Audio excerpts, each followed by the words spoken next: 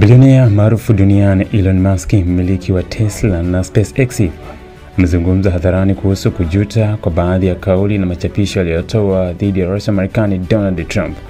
Hii ni baada ya mzozo mkali wa maneno kati yao ulioibuka katika mitandao ya kijamii, hasa kwenye jukwaa la X, zamani Twitter. Musk alikiri kupitia ujumbe wake kwenye X kuwa inajutia baadhi ya machapisho yangu kuhusu Rais Donald Trump wiki iliyopita yalizidi mipaka. Hii ni hatua ya kushusha mvutano baada ya kauli kali zilizotokana na tofauti zao za kisiasa na za kiuchumi.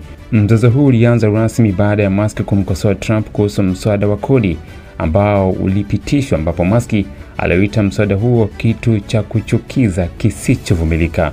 Kauli hiyo ilisababisha Trump kujibu kwa hasira, akitangaza kuwa uhusiano wao umevunjika kabisa na hakutakuwa tena na mazungumzo ya kurekebisha. Zaidi hayo, mzozo huo ulizidi kuwa mbaya zaidi baada ya Musk kuweka mashaka kuhusu ushawishi wa Trump katika masuala ya serikali na madai ya uhusiano wake na watu wasio waaminifu, ikiwemo madai ya kushirikiana na Jeffrey Epstein, madai ambayo baadaye Musk alifuta. Mzozo huu wa wazi umeathiri sio tu hisia za kisiasa bali pia masoko ya hisa.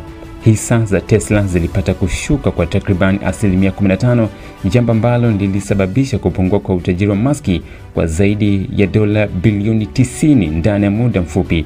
Hata hivyo, Musk bado anabaki kuwa mtu tajiri zaidi duniani.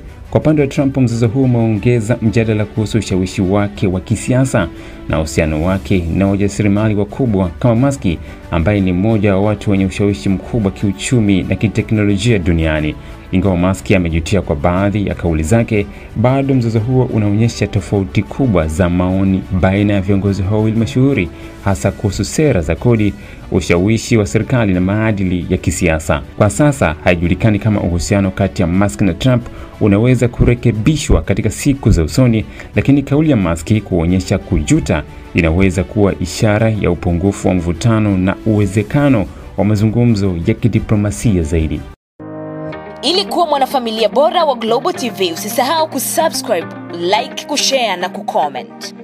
Baada ya kusubscribe, bonyeza alama ya kengele ili kupata taarifa kwa kila video inayopanda Global TV Online.